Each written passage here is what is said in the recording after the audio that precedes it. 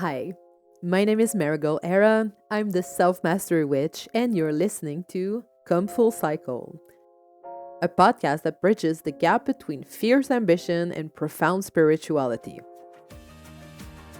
I welcome you, dreamers, endurers, trailblazers, and world changers. I have rebranded this podcast 3 times already, and I just made a 9 month detour with another project called Sacred and Sassy. I believe that it is always possible to rebirth ourselves from our ashes and come back with new insights, new skills, and more depth. On Come Full Cycle, we're reclaiming the 13 moon calendar by posting an interview every full moon and an inward diving on each new moon. Each episode offers you practical and spiritual insights into crafting a life of self mastery, self expression, and deep connection with your cycles. There's also going to be surprise episodes sometimes when I feel like it on the waxing and or the waning moons. It's time. You're ready to trade burnout for sustainable brilliance and step into your full cyclical power. So grab yourself something to drink, get cozy, and let's come full cycle. Hello, dreamers and doers, and welcome to this December new moon episode. Each new moon, I dive deeper into something that resonated deeply with me in the full moon interview. So, the reason why I'm doing this is because on Come Full Cycle, I decided to bring more quality to my project instead of quantity.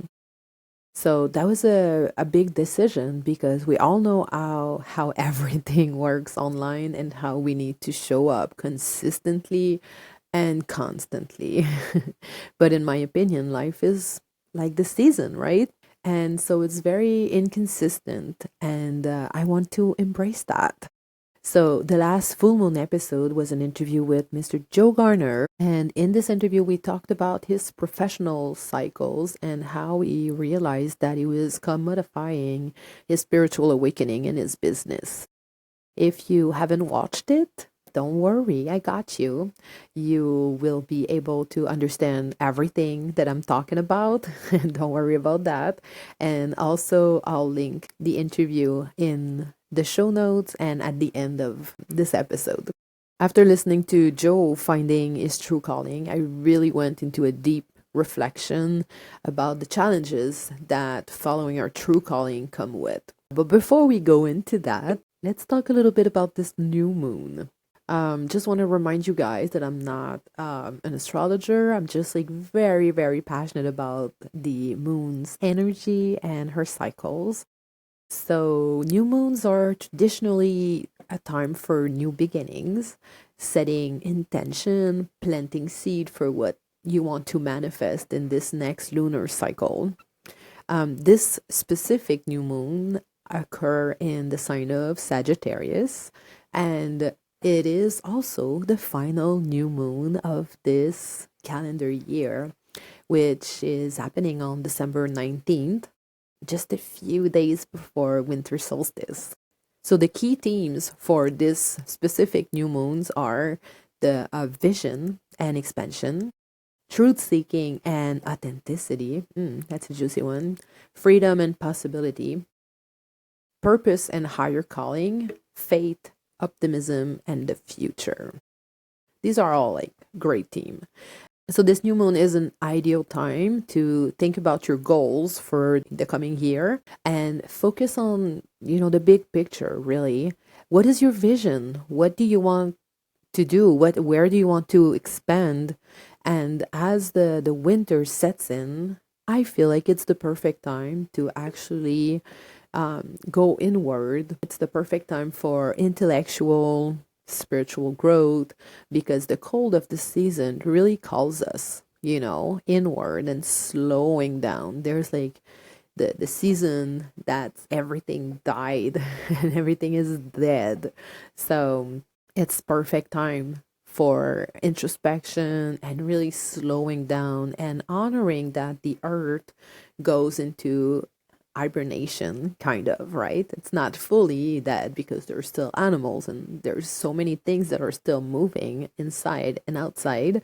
But there's definitely this time for slowing down. So it's the perfect moment also to dig deep and find the courage to actually align with your authentic self, your deeper purpose, and what you feel like is your calling. Where do you see your future? How does it feel to look into the future? Is it scary? Is it stressful? Is it light? Is it, I don't know, hopeful? Do you have faith in it? Do you have faith in your future and what you're calling? Like, these are definitely the themes. And to help you see yourself better with this Sagittarius new moon, I created like a just a little PDF with the 5 themes that I just mentioned. With each themes, there's 3 journaling prompts. So 15 journaling prompts to help you dive deeper into this specific energy. So it's only $5. I listed it. It's on in the description down below. And so for only $5, you get to spend some quality time with yourself and this amazing new moon energy. So you can just go ahead and download it if you feel called to. Okay, so let's circle back to the topic that I actually wanted to deepen on this new moon, the hardship of following our true calling. So, first of all, let me ask you, do you know what is your true calling in this life? Do you feel authentic enough in your path? These are questions that I often ask myself. And personally, I never knew what is like my actual calling. Like, it actually tormented me greatly when I was younger to not know, like, what the hell am I doing here? What am I supposed to do with this life? Who am I supposed to be here right now? Like, what the hell? And I had so much trouble understanding what my role is and was. I felt like I just couldn't fit anywhere, and my whole life felt like I was just jumping from experiences to experiences. I knew I wanted to be free. That's always been a thing. I wanted to be out of the system because that system just didn't make sense to me, any sense at all. Even when I was really young, like first grade, I was like, what the hell am I doing here? Going to school all those years and hustling for a career and money, getting married, buying a house, having children, sending them to school, repeating that whole cycle all over again, and hopefully crossing my finger, that I was going to get a nice retirement plan. I just thinking about that. Like, I question that system a lot in my life. It always seemed a little pointless. Like, there was like something more to this life than just this plan. But this whole plan was pushed everywhere, in school, in the culture, in my family, and it always felt a little bit yucky. I always thought there was something more to this life than just this routine life where you do like everyone else, and there's like this path and everybody's following this path. I really felt like a stranger to this world that I was observing, and I just couldn't understand how to do it. So when high school was finally over, I decided to collect experiences instead of diplomas. Fuck friends instead of partners, traveling instead of stability, spirituality instead of religion. So I have studied so many things. I have studied creative writing, special education, social work, art history, cinema, journalism, psychosociology, Ayurveda, yoga, coaching, art therapy. I have traveled across Europe, Canada, the US, and Central America. I have met so many people, collected so many experiences, worked in so many areas, like from taxi dispatcher to fashion to gardening to mechanic, actual mechanic, and artist, and so much more. Like I'm not gonna list everything that I've done because it's gonna be too long. So as you can see, it was not your typical lifestyle. I fully rejected the whole plan, and I wanted to create something that felt more aligned with who I was at the time. Always in the present moment. Who am I in the present moment? And how can I create my life according to that? All of those experiences, while very unconventional and unstable, you might say, all gave me a better understanding of the world we live in. Was it easy? Hell no, it was not. Was it fun? Yeah, yeah. I have to say, I had a lot of fun in my life. Was I judged for this lifestyle? Of course, no doubt about that. Did I care about being judged? Sometimes. I mean, coming back to my family felt more and more like I was an alien to them. And there was definitely a disconnect between our lifestyle. So when I got pregnant, while I was traveling in California, most people around me tried to persuade me to get an abortion because, in their mind, I wasn't going to be suited to be a mother because of my lifestyle and the non stability that I was living according to. But I stood really strong in myself because I knew I was going to be a badass mother. I totally understand why these people didn't believe in me. I mean, let's be real, it's fucking hard to trust something new, something different, something unconventional, something we don't know. It's like, why would we trust that, right? It's like the survival instinct just kicks in and you're like, no. So I totally understand them. The thing is, my intuition was so strongly telling me that I needed to keep that baby. Even though I didn't have a home at the time, I didn't have a job, and I didn't have a husband. I deeply knew we were meant to be together, that little baby and I. And that knowing was 100,000 times stronger than pleasing people who don't even understand me. So, I had this beautiful pregnancy. The birth experience is still to this day in my top three of the best moment ever. And my strength and the love that I brought into this experience actually brought back the doubtful people, and they came around and they extended their hands and they were very helpful, and together we actually created what is for me the most memorable year of my whole life. I felt surrounded, supported, and so loved. My kid was like, yeah, supported by a community, and it was beautiful and amazing. So, although that's one of the best experiences of my life, it also has been the most challenging. And for me, the challenge is rarely about parenting, even though I have my doubts about what I'm doing sometimes. I mean, there's always room for improvement and nothing is perfect, okay? But trying the best I can not to lose myself in motherhood has been so difficult.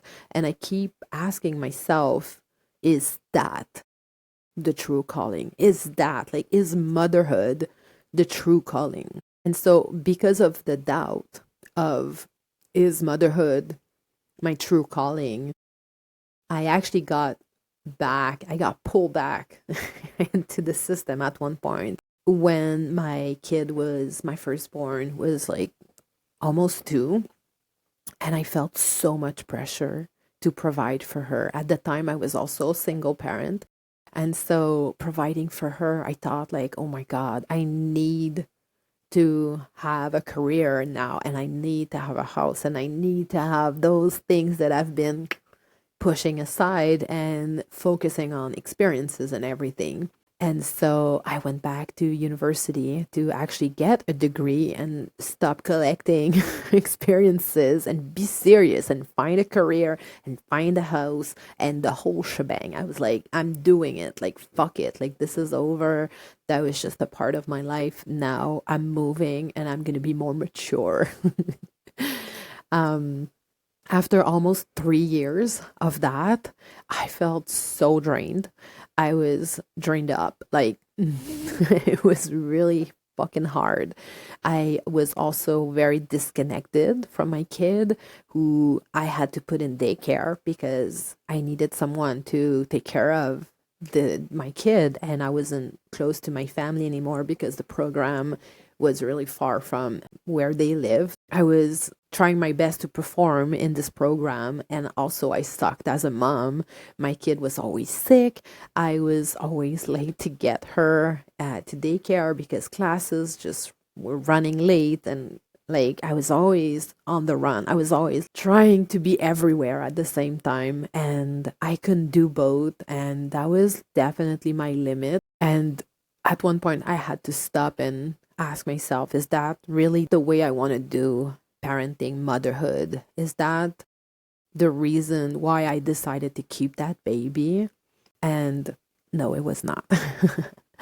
And I was trying so hard to be on top of both worlds, to be the perfect mother and also building myself a career and helping this community with psychosociology. And it felt like I was failing at both. I couldn't be fully present in my career because I wanted to be with my kid. But then when I was with my kid, I felt so bad, like I was a bad mother because I couldn't provide everything for her because I didn't have enough money. that was such a moment. Yeah, so at this point, when I was really drained, I had a partner. So I started dating someone that is now my husband. And together we decided that he could provide for us and I could be a full time stay at home mom to my girl. And so that's when I discovered unschooling. And so ping ping ping, there was like this light at the end of the tunnel.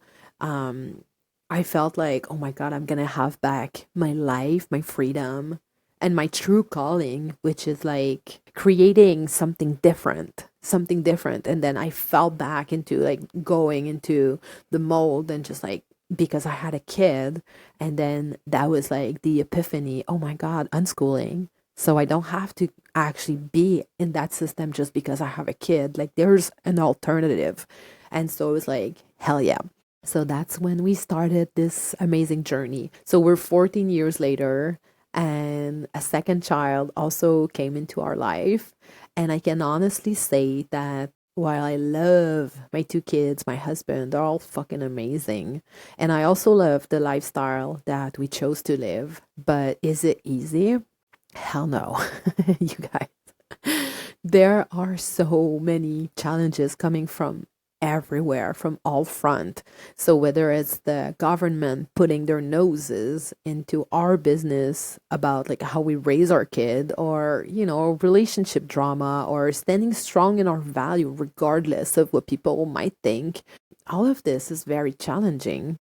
Gotta be real with you guys, like it's not like easy, although we create a life that's fucking amazing and we are in charge of creating that life, and no one is having anything really to say about what we're creating. It is very challenging. There's so many ups and downs to this life. And well, I don't know for you, but for me, I thought that living our true calling was going to be blissful and easy and fun, and um it's not. It's not. I'm not saying that it's never fun and easy and blissful. Like I have all of those components or feelings, but creating a reality that feels aligned with who we are is a lot of work.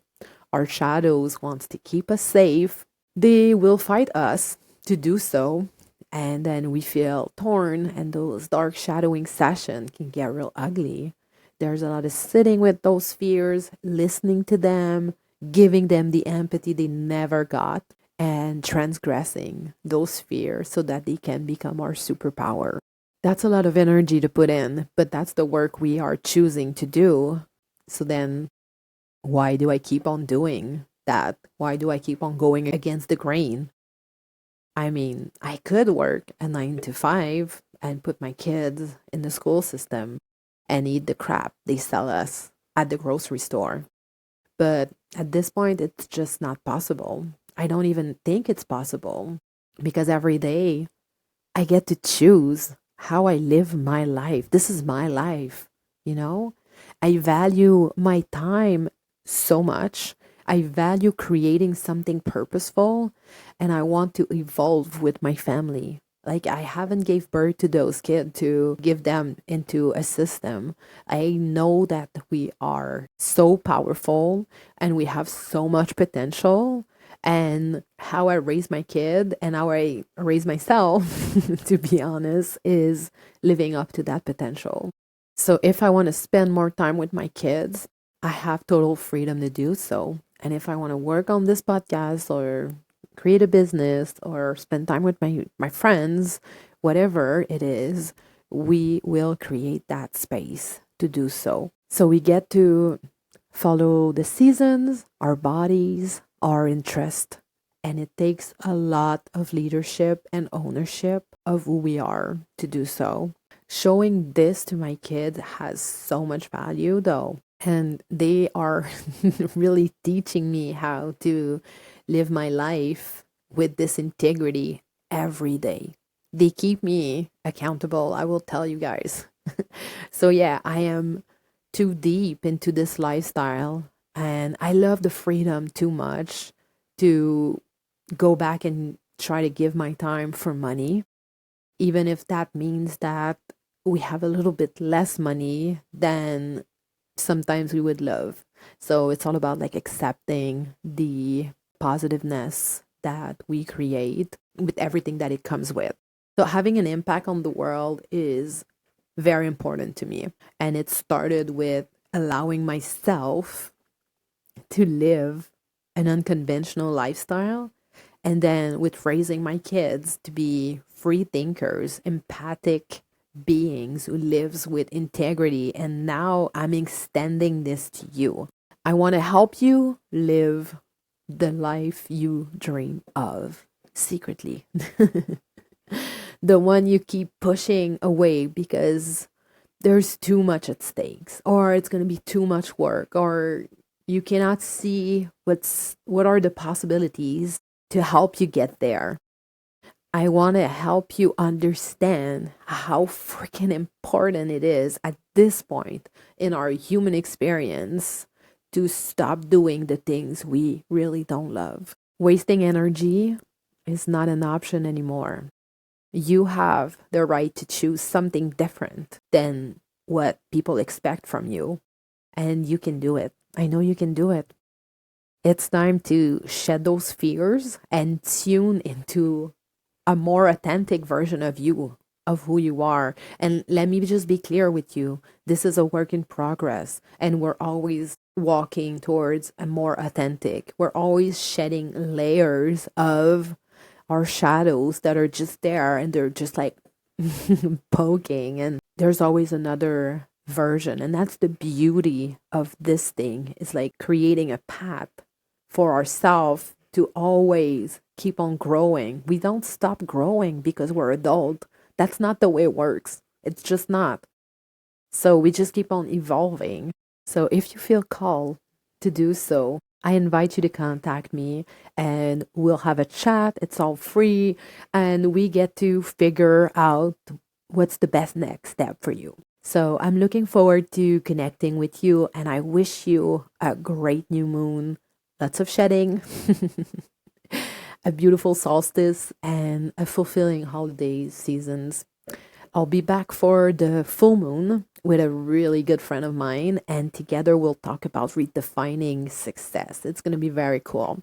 Until then, just remember that it all starts with you, and those little steps you can do every day, they count. They count. Manifesting is through action. So I'm sending you much love, and we'll talk soon. Take care. And that brings us to the end of another cycle together. Thank you so much for carving out this sacred space to hang out with me. Every time you show up for yourself, you help this world get better, and that means a lot. I hope this episode sparked some insights for you. Maybe it triggered you, or maybe you got an aha moment. Whatever came up for you, don't keep it to yourself. Sharing those thoughts, those emotions, or insights is what brings community together.